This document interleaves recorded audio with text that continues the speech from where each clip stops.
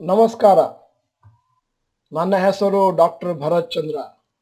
ಇವತ್ತಿನ video automobile ಷೇರುಗಳಲ್ಲಿ ಚೇತರಿಕೆ ಕ್ವಶನ್ ಮಾರ್ಕ್ ಒಂದು ವರದಿ. ಕಳೆದ 3-4 ವರ್ಷದಿಂದ ಆಟೋಮೊಬೈಲ್ ಕಂಪನಿಗಳು ಅಷ್ಟಾಗಿ ಚೆನ್ನಾಗಿ ಪರ್ಫಾರ್ಮ್ ಮಾಡ್ತಾ ಇಲ್ಲ. ಯಾಕಂತಂದ್ರೆ ಇದು ಒಂದು ಸೈಕ್ಲಿಕಲ್ ಸೆಕ್ಟರು. 2014 ಮತ್ತು 2018 ಮಧ್ಯದಲ್ಲಿ ಬಹಳ ಚೆನ್ನಾಗಿತ್ತು. ಆ ಸಮಯದಲ್ಲಿ ಬಹಳಷ್ಟು ಷೇರುಗಳು 3-5 ಟೈಮ್ ಅಪ್ರಿಸಿಯೇಷನ್ ಆಯಿತು 4-5 ವರ್ಷಗಳಲ್ಲಿ. ಕೋವಿಡ್ ಸ್ಟಾರ್ಟ್ ಆದಮೇಲೆ ಬೇಕಾದಷ್ಟು ಆಟೋಮೊಬೈಲ್ ಕಂಪನಿಗಳು ಬೇಕಾದಷ್ಟು ತೊಂದರೆಗಳನ್ನು ಅನುಭವಿಸ್ತಾ ಇದ್ದಾವೆ. ಚಿಪ್ ಶಾರ್ಟೇಜ್ ಇಂದಾಗಿ ಮತ್ತೆ ಪ್ರೊಡಕ್ಷನ್ ಅನ್ನು ಕಮ್ಮಿ ಮಾಡಬೇಕಾಯಿತು. ಅದರಿಂದಾಗಿ ಸೇಲ್ಸು ಕೂಡ ಅಷ್ಟಾಗಿ ನಡೀಲಿಲ್ಲ. ಅಷ್ಟೇ ಅಲ್ಲದೆ ಬಹಳಷ್ಟು ಕಾರುಗಳಿಗೆ ಭಾರತದಲ್ಲಿ ದೊಡ್ಡ ಮಟ್ಟಿನ ವೇಟಿಂಗ್ ಪೀರಿಯಡ್ ಇದೆ. ಕೆಲವು ಕಾರುಗಳಿಗೆ 12 ತಿಂಗಳು ವೇಟ್ ಮಾಡಬೇಕಾಗುತ್ತೆ. ಈಗ ಸದ್ಯಕ್ಕೆ ಚಿಪ್ ಶಾರ್ಟೇಜ್ ಪ್ರಾಬ್ಲಮ್ ಇಂಪ್ರೂವ್ಮೆಂಟ್ ಆಗ್ತಾ ಇರೋದ್ರಿಂದ ಆಟೋಮೊಬೈಲ್ ಸೈಕಲ್ ಏನಿದೆ ಅದು ಇಂಪ್ರೂವ್ ಆಗಬಹುದು ಅಂತ ಎಲ್ಲರ ಒಂದು ಅಭಿಮತ. ಈಗ ಕೆಲವು ಆಟೋಮೊಬೈಲ್ ಕಂಪನಿಗಳ ಪರ್ಫಾರ್ಮೆನ್ಸ್ ಅನ್ನು ನಿಮ್ಮ ಮುಂದೆ ಇಡ್ತಾ ಇದ್ದೇನೆ. ಬಜಾಜ್ ಆಟೋ 2022ರಲ್ಲಿ ಚೇತರಿಕೆ 13%, CAGR 3 ವರ್ಷದಲ್ಲಿ 7%, 10 ವರ್ಷದಲ್ಲಿ 8% ಪ್ರತಿ ವರ್ಷ. M&M 2022ರಲ್ಲಿ 9%, 3 ವರ್ಷ 11, 10 ವರ್ಷ 10%.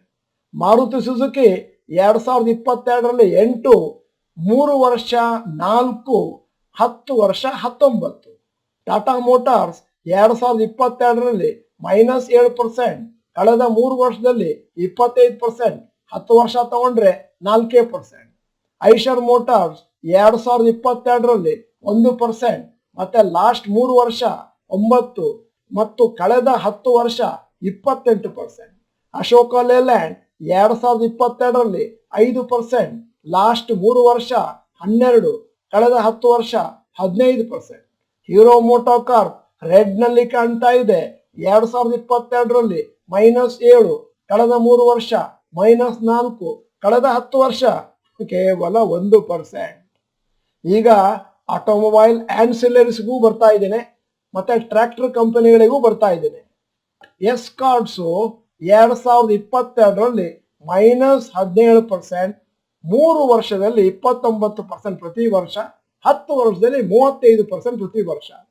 ಬಾಲಕೃಷ್ಣ ಇಂಡಸ್ಟ್ರೀಸ್ ಟೈರ್ ಕಂಪನಿ 2022ರಲ್ಲಿ -9, ಕಳೆದ 3 ವರ್ಷದಲ್ಲಿ 31, 10 ವರ್ಷದಲ್ಲಿ 32. MRF 2022ರಲ್ಲಿ -6, 3 ವರ್ಷದಲ್ಲಿ 7, ಕಳೆದ 10 ವರ್ಷದಲ್ಲಿ 20%. ಬಾಷ್ 2022ರಲ್ಲಿ -16, ಕಳೆದ 3 ವರ್ಷದಲ್ಲಿ -7, ಮತ್ತೆ ಕಳೆದ 10 ವರ್ಷದಲ್ಲಿ ಕೇವಲ 6%. ಸದ್ಯದ ಮಟ್ಟಿಗೆ ಆಟೋಮೊಬೈಲ್ ಷೇರುಗಳಲ್ಲಿ ಹೇಳಿಕೊಳ್ಳುವಂತ ಲಾಭ ಇಲ್ಲಿದ್ರು 10 ವರ್ಷದ CAGR ಬಹಳ ಚೆನ್ನಾಗಿದೆ. ಇನ್ನು ಮುಂದಿನ ದಿನಗಳಲ್ಲಿ ಮೇಲಕ್ಕೆ ಹೋಗಬಹುದು ಅನ್ನೋ ನಿರೀಕ್ಷೆ ಕೂಡ ಇದೆ. ಕೆಲವು ಕಂಪನಿಗಳು, ಉದಾಹರಣೆಗೆ ಬಾಲಕೃಷ್ಣ ಇಂಡಸ್ಟ್ರೀಸ್, ಅದಕ್ಕೆ ಅಂತ ಹೇಳಿಕೊಳ್ಳುವಂತಹ ತೊಂದರೆ ಆಗಿಲ್ಲ. ಯಾಕಂತಂದ್ರೆ ಅವರ ಪ್ರಾಡಕ್ಟ್ಗಳು ವೈಡ್ ರೇಂಜ್ ಆಗಿದ್ದಾವೆ. ಬೇರೆ ಬೇರೆ ದೇಶಗಳಲ್ಲಿ ಬೇರೆ ಬೇರೆ ವೆಹಿಕಲ್ಗಳಿಗೂ ಕೂಡ ಯೂಸ್ ಆಗ್ತದೆ. ಕಳೆದ 1-2 ತಿಂಗಳಿಂದ IT ಸ್ಟಾಕು, ಬ್ಯಾಂಕಿಂಗ್ ಸ್ಟಾಕ್ಗಳು ಬಹಳಷ್ಟು ನೆಗೆಟಿವ್ ಆಗಿದ್ದಾವೆ. ಮತ್ತೆ ಬಹಳಷ್ಟು ಹೂಡಿಕೆದಾರರು ಕೂಡ ಅರ್ಥ ಮಾಡ್ಕೊಂಡಿದ್ದಾರೆ, ಬಹಳ ವರ್ಷಗಳಿಂದ ಆಟೋ ಸ್ಟಾಕ್ಸ್ ಒಂಥರ ನೆಗ್ಲೆಕ್ಟೆಡ್ ಆಗಿದೆ.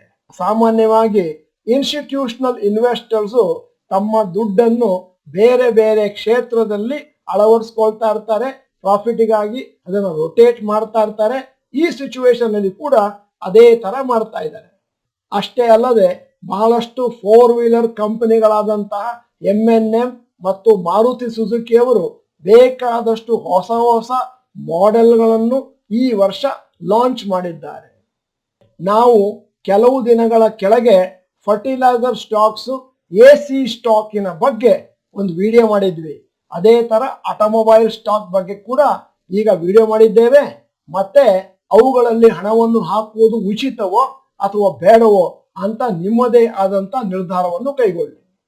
ಆಟೋಮೊಬೈಲ್ ಸ್ಟಾಕ್ಗಳಲ್ಲಿ ಹೂಡಿಕೆದಾರರು ಲಾಂಗ್ ಟರ್ಮಿಗೂ ಅಥವಾ ಶಾರ್ಟ್ ಟರ್ಮಿಗೂ ಹಾಕಬಹುದಾ ಅಂತೇಳಿ ಫಂಡಮೆಂಟಲ್ ಅನಾಲಿಸಿಸ್ ಮಾಡಿ ತಿಳಿದುಕೊಳ್ಳಬಹುದಾಗಿದೆ. ಕೊನೆಯಲ್ಲಿ ನಮ್ಮ ಸಮೀಕ್ಷೆಗಾಗಿ ಒಂದು ಪ್ರಶ್ನೆ. ಆಟೋಮೊಬೈಲ್ ಕ್ಷೇತ್ರದಲ್ಲಿ ನಿಮ್ಮ ಹತ್ರ ಯಾವುದಾದ್ರೂ ದೀರ್ಘಾವಧಿಯ ಪೋರ್ಟ್ಫೋಲಿಯೋದಲ್ಲಿ ಷೇರುಗಳು ಇದಾವ? ಇದೆ ಅಂತಾದ್ರೆ ಆ ಷೇರಿನ ಕಂಪನಿ ಹೆಸರನ್ನು ಟೈಪ್ ಮಾಡಿ, ಇಲ್ಲ ಅಂತಂದ್ರೆ ನೋ ಅಂತ ಟೈಪ್ ಮಾಡಿ ಕಮೆಂಟ್ ಬಾಕ್ಸ್ ನಲ್ಲಿ. ನೀವು ಡಾಕ್ಟರ್ ಭರತ್ ಚಂದ್ರ ಚಾನೆಲ್ ಮೆಂಬರ್ ಅಲ್ಲ ಅಂತಂದ್ರೆ ಇದೀಗ ಸಮಯ. ಸಬ್ಸ್ಕ್ರಿಪ್ಷನ್ ಬಟನ್, ಬೆಲ್ ಐಕಾನ್ ಒತ್ತಿ. ವಿಡಿಯೋ ಚೆನ್ನಾಗಿದ್ರೆ ಲೈಕ್ ಬಟನ್ ಒತ್ತುವುದನ್ನು ಮರಿಬೇಡಿ. ವಿಡಿಯೋನ ಎಲ್ಲ ಕನ್ನಡಿಗರಿಗೂ ಕಳಿಸ್ಕೊಡಿ. ಬಹಳ ದಿನಗಳಿಂದ ಹೇಳ್ತಾ ಇದ್ದೇನೆ, ಯಾಕಂದ್ರೆ ನಾವು ಒಬ್ರು ಇಂಪ್ರೂವ್ ಆದ್ರೆ ಸಾಲದು, ಎಲ್ಲರನ್ನೂ ನಮ್ಮಂತೆ ಜ್ಞಾನವಂತರಾಗಿ ಮಾಡಬೇಕು. ಇದು ನಮ್ಮೆಲ್ಲರ ಕರ್ತವ್ಯ ಆಗಿರಬೇಕು. ಈ ವಿಡಿಯೋನ ಸಂಪೂರ್ಣವಾಗಿ ನೋಡಿದ್ದಕ್ಕೆ ಧನ್ಯವಾದಗಳು. ನಮಸ್ಕಾರ.